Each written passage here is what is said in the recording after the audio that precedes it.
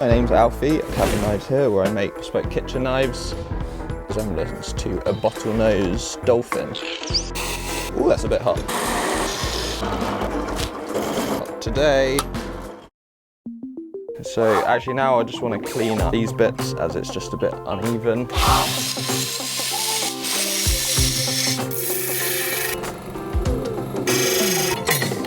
But I use this for one, checking that something is perfectly flat. So when I do the completely flat grind, this is something great. So after I move from the 36 grip belt, I'll go into a 80 grip belt, refine, smooth everything out. And this is perfect for sort of checking those bevels are flat, because it will obviously just create an even pattern across it if they're flat. But then also good for that exact reason, it's for getting a nice flat grind. Once you've got your initial grinding done on a 36 grit, this is really good for just sort of refining things, making sure that you get sort of nice even grind. Because on this, obviously, you've only got that much to work with, or that much space to work with, and this is just really good for getting things flat. So say if you're doing handle work, making sure it's all flat there so you can get a nice flush fit, and just doing things that require a bit more surface area, a bit more space, these are perfect.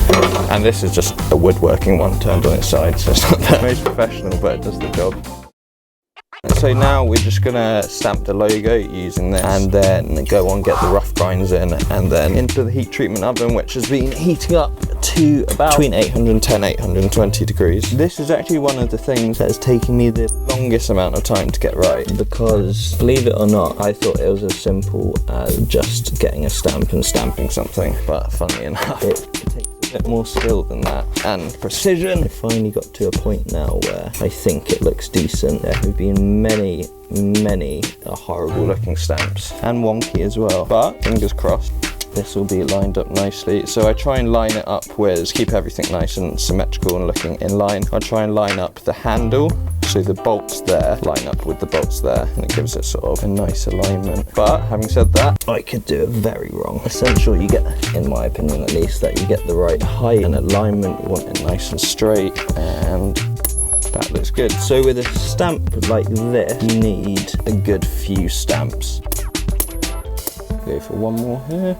Yeah, so essentially I'll do one hit to start off with that is just completely level, hit it so it gets a sort of light imprint on this. Because it's such a wide stamp, getting a nice imprint with one hammer hit is quite hard. So I found the best way for wider stamps like this, I do the initial imprint so then it will have somewhere to sit, and then I'll just rock it from one side, hit it, get one edge, rock it to the other side, hit it, get another edge, rock it to the other side, hit it, get another edge, and then so on until you're the whole way around, and then you just finish off how you started with one perfectly parallel hit, and it gives you a nice deep indent. It's going to stay there, you don't have to worry too much about grinding. So I used to do it when I first started off. You can see there, this is an early knife, but it's not deep at all, you don't get that nice definition. Yeah, that's one of the things that's taken me the longest to figure out, is just how to get a nice clean stamp that's going to last.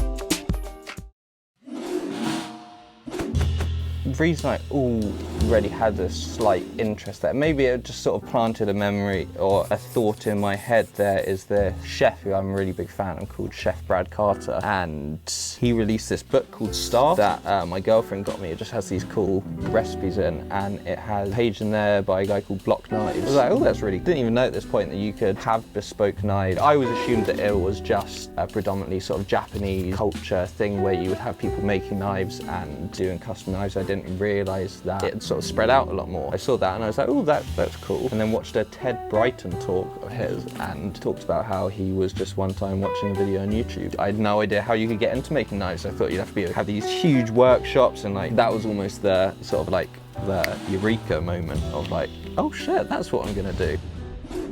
I think that he's probably one of the makers that showed me you don't need to go down the traditional route of making knives, of just like you have these black handles or you have these wooden handles, but you can essentially, you're limited by yourself. You can just do whatever you want with it. You can carve bog oak in resin and put peppercorns in it. You can do literally whatever you like. That's one thing I think I really love about it. It's part of the whole philosophy behind the bottlenose is, why does it have to be a knife that looks like this? Why does it have to be a handle that looks like this? Why could you not perhaps put this extra shape in? Why could you not do anything? It just really sort of grasped me, and it's something I tried to put into my knives is that sort of different take on sort of the shapes and the lines and the handles and what materials to use.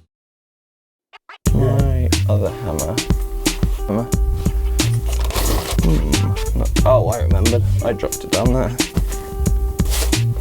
Right, so when using something like this, which is mass-produced San Mai and not independently forged, it's made in a big rolling mill, so it isn't hammered or anything. I assume they just layer it together, put it through the rolling mill. It means that the San Mai pattern doesn't come out with these funky patterns. If we were just to grind it and heat treat it as it is, it would just be one perfect line with no variation in it. It would just be completely even. At this point, you just hammer with a ball peen hammer, and this just displaces the pattern and just stops you from having an even line, and it just, you can see here, just adds these like, almost like mountain rangey looking things. But right, so yeah, now onto the grinding. One great thing about this steel actually is, because it's San Mai steel, it has the center core going down the middle. So if you sand this up to say 240 grit and then etch it, you have a perfect almost stencil of where to follow down the line. So yeah, I'm just gonna do that quickly and then get onto grinding and then into the kiln. Yeah. So this does nothing at all apart from just help us grind it. So this is ferric chloride, which is just a very weak acid.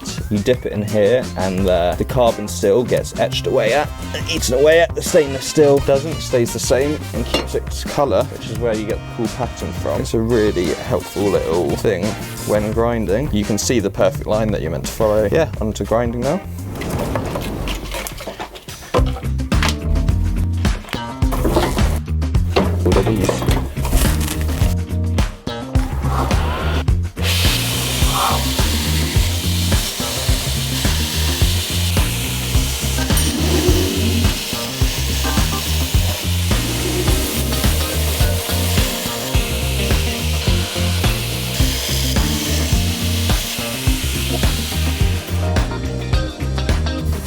Right, so that is the rough bevels ground in. You can see the black line still running down the center. Try to stay away from that thickness, so I'll just leave a tiny bit of cladding on either side. So yeah, now I'll go into the heat treat. It needs to soak in there. I soak it for about 5 to 8 minutes. I find it's always a little bit hard to judge with San Mai steel because you can't fully see. Say if you were doing a mono steel blade, you can very easily see when it's a uniform heat. You'd be able to see it almost shimmers sort of when it's at that perfect heat and it's been soaking, but it's a bit more difficult to do with this because the carbon steel is only in the core. This thing, so if you're curious about getting into making knives, this was the second big purchase that I ever made. So the first was the belt grinder, which you just can't really cut corners on you just need a 72 belt grinder or a 48-inch belt grinder. It just makes it so much easier. But then afterwards it was this. They're just so good. It saves so much time and effort and worry of just knowing that you can set it to 800 degrees and just leave it there for a few hours and like it's hot but not too hot. Keep that in there, we'll give it a little peek. That's been heating up all morning, so it's plenty hot. 5 minutes or so and then get a timer going and then me quenching it in this. So I have two different quench oils. This is just regular vegetable oil, which is for your more standard steels like 01 tool steel, which are a bit of a slower speed, slower quenching. And then for the faster steels here,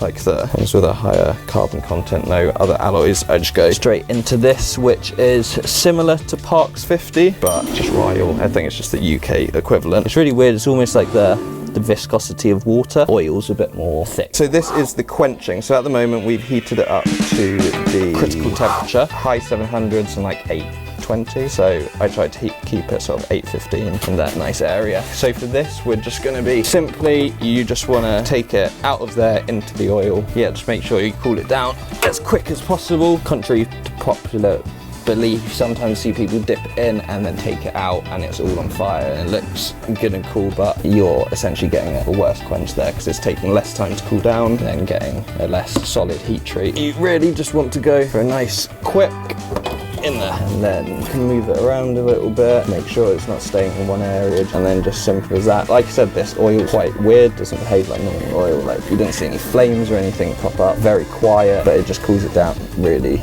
quickly. And the great thing about steel like this is that because you have the cladding on the outside, you do not need to worry about warping at all. You can actually bend and hammer these straight, even after heat treating. It still actually is quite straight, but we'll let this cool down now to room temperature, and then we'll go into the tempering oven, which is just my household oven, for about 2 hours at about 190 degrees. Usually do it for 200, but on these knives with these steel, I just want slightly harder edge, just those show-off edges where you can shave and do fun stuff with. But yeah, let that cool down and then into the tempering oven. If you want to know when the next video is out, like, subscribe, and make sure you've clicked the bell notification. I appreciate your support.